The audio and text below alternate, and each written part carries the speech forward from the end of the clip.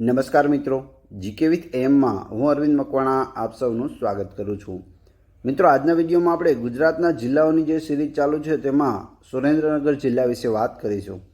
લગભગ ગુજરાતના બધા જ જિલ્લાઓ વિશે આપણે વિડીયો બનાવેલા છે। તમે ચેનલના નામ ઉપર ક્લિક કરી વિડીયોઝમાં જઈ અથવા તો પ્લેલિસ્ટમાં જઈ અને ગુજરાતના બધા જિલ્લામાં જશો તો તમને ત્યાં ગુજરાતના બધા જિલ્લા અવેલેબલ થઈ જશે, તમે જોઈ શકો છો। પરીક્ષાનો જે નવો ટ્રેન્ડ છે તે મુજબ જિલ્લાઓમાંથી ડીપમાં પ્રશ્નો પૂછવામાં આવી રહ્યા છે। જો તમે પ્રીવિયસ એક્ઝામ આપેલી હોય તો તમને ખ્યાલ આવશે જિલ્લાની અંદરથી ઘણા બધા પ્રશ્નો છે તે પૂછવામાં આવી રહ્યા છે।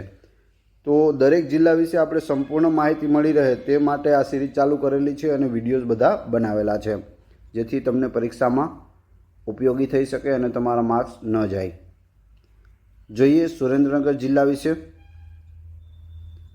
સુરેન્દ્રનગર જિલ્લાનું મુખ્ય મથક સુરેન્દ્રનગર પોતે જ છે।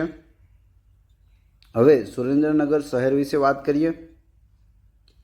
સુરેન્દ્રનગર ભોગાવો નદીના કાંઠે વસેલું છે। કઈ નદી છે? ખાસ યાદ રાખજો, ભોગાવો નદીના કિનારે છે સુરેન્દ્રનગર। સુરેન્દ્રનગર તેના ઉચ્ચ કક્ષાના કપાસ તથા સૂતરના વેપારનું મથક છે।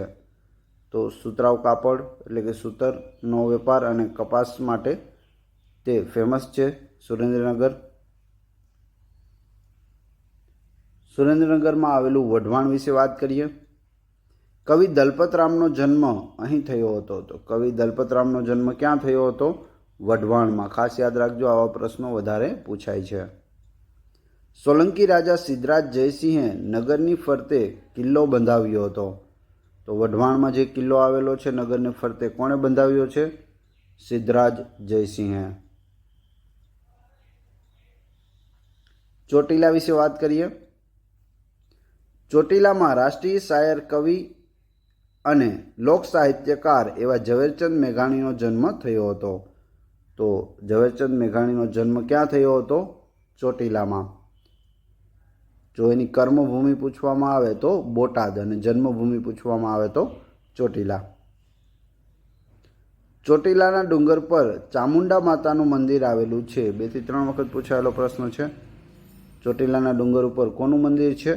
ચામુંડા માતાનું મંદિર છે। ચોટીલા ડુંગર માંડવની ટેકરીઓનું સૌથી ઊંચું શિખર ગણાય છે। તો માંડવની ટેકરીઓનું સૌથી ઊંચું શિખર કયું છે? ચોટીલો ડુંગર અથવા તો ચોટીલા ડુંગર। હવે જોઈએ તરણેતર, સુરેન્દ્રનગર જિલ્લામાં આવેલું। અહીં ત્રિનેત્રેશ્વર મહાદેવનું પ્રાચીન મંદિર આવેલું છે। તો કોનું મંદિર છે? ત્રિનેત્રેશ્વર મહાદેવનું મંદિર ક્યાં આવેલું છે? તરણેતરમાં। અહીં દર વર્ષે ભાદરવા સુદ ચોથ, પાંચમ અને છઠ જગ પ્રસિદ્ધ તરણેતરનો મેળો ભરાય છે। તો તરણેતરનો મેળો ક્યારે ભરાય છે? તો ભાદરવા મહિનામાં ભરાય છે, ભાદરવા સુદમાં ભરાય છે, ચોથ, પાંચમ અને છઠના દિવસે। ક્યાં ભરાય છે? તો તરણેતરમાં ત્રિનેત્રેશ્વર મહાદેવના પટાંગણમાં ભરાય છે। આ મેળો તેની રંગબેરંગી છત્રીઓ માટે જાણીતો છે। શેના માટે જાણીતો છે? રંગબેરંગી છત્રીઓ માટે। આ મંદિરના પ્રાંગણમાં અર્જુને મત્સ્યવેદ કર્યો હતો તેમ માનવામાં આવે છે। તો જે મહાભારતમાં સ્ટોરી આવે છે મત્સ્યવધની, તે અહીં કરેલો હોય તેવું માનવામાં આવે છે। થાનગઢ, સુરેન્દ્રનગર જિલ્લામાં આવેલું થાનગઢ વિશે વાત કરીએ તો ચિનાઈ માટીના વાસણો બનાવવાનું પ્રસિદ્ધ કારખાનું પરશુરામ પોટરી અહીં આવેલી છે। ઘણી વખત પૂછાયેલો પ્રશ્ન, પરશુરામ પોટરી ક્યાં આવેલી છે? થાનગઢમાં। કયા જિલ્લામાં આવેલી છે? સુરેન્દ્રનગર જિલ્લામાં। ખાસ યાદ રાખવું, શેના માટેની છે તે? તો ચિનાઈ માટીના વાસણો બનાવવા માટેનું કારખાનું છે। પ્રમુખ તથ્યો જોઈએ સુરેન્દ્રનગર જિલ્લાના તો ગુજરાતમાં સૌથી વધુ અગ્નિજીત માટી એટલે કે ફાયર ક્લે સુરેન્દ્રનગર જિલ્લાના મૂળી તાલુકામાંથી મળી આવે છે। ક્યાંથી મળી આવે છે? મૂળી તાલુકામાંથી સુરેન્દ્રનગર જિલ્લાના શું મળી આવે? ફાયર ક્લે એટલે કે અગ્નિજીત માટી। સુરેન્દ્રનગરના વઢવાણના વઢવાણી મરચાં ખૂબ જ પ્રખ્યાત છે। તો શું પ્રખ્યાત છે? વઢવાણી મરચા. ગુજરાતનો સૌથી પ્રખ્યાત લોકમેળો સુરેન્દ્રનગર જિલ્લાના તરણેતર ખાતે ભરાય છે. જે તરણેતરનો મેળો છે આપણે આગળ વાત કરી ગયા. ભાદરવા સુદ ચોથ પાંચમ અને છઠના રોજ તે ભરાય છે.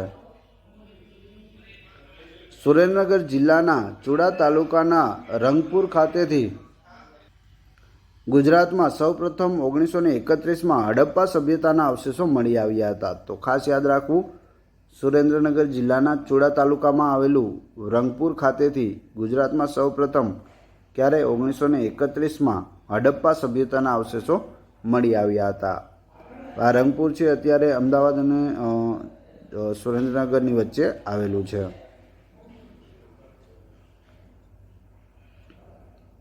સૌથી વધુ પાતાળ કૂવાઓ સુરેન્દ્રનગર જિલ્લામાં આવેલા છે. જો સૌથી વધુ પાતાળ કૂવાઓ પૂછે તો ક્યાં આવેલા છે? સુરેન્દ્રનગર જિલ્લામાં. ભોગાવો નદી સુરેન્દ્રનગર અને વઢવાણને જુદા પાડે છે. તો એવું પૂછવામાં આવે, સુરેન્દ્રનગર અને વઢવાણની વચ્ચે કઈ નદી આવેલી છે? તો ભોગાવો નદી આવેલી છે.